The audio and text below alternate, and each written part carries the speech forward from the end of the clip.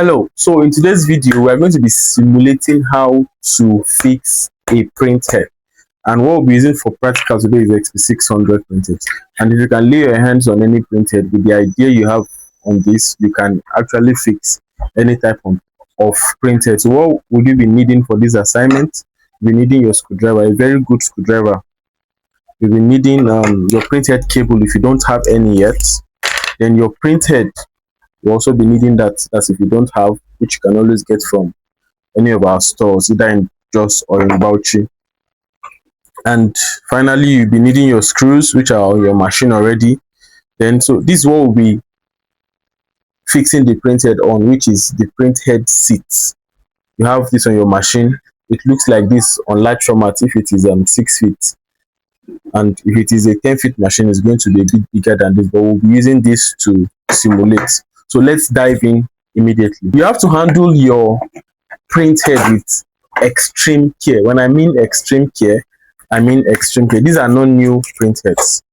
These are not new printheads that we are using here. These are damaged printheads already. You see this glass here? You should avoid your hand touching it. And whenever you want to fix your printhead, make sure your machine is off.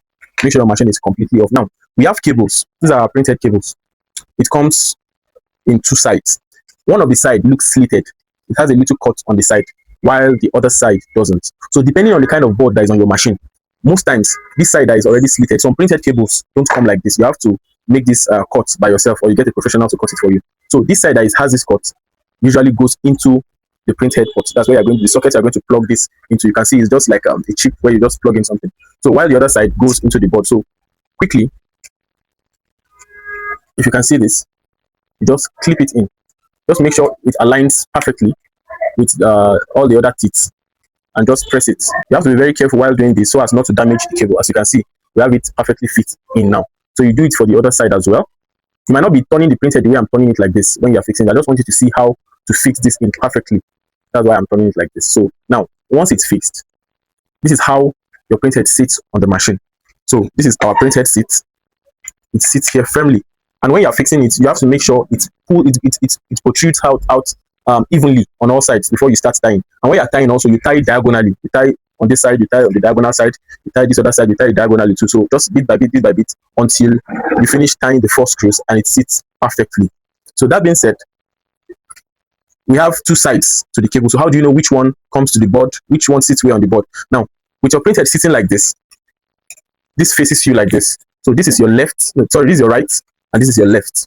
Left, right. That's the way you're standing, the way it's facing you. This is right and this is left. So we have this chip on your board. This chip is on your board, depending on the type of machine you use. But this is for some young board. So this chip is always on your board, and it's always inscribed on it left and right. So left goes to left and right goes to right. Left goes to left and right goes to right. So the same way you inserted the cable to the printer, that's the same way you insert the cable on the chip, and make sure it aligns very well. Right goes to right on your chip,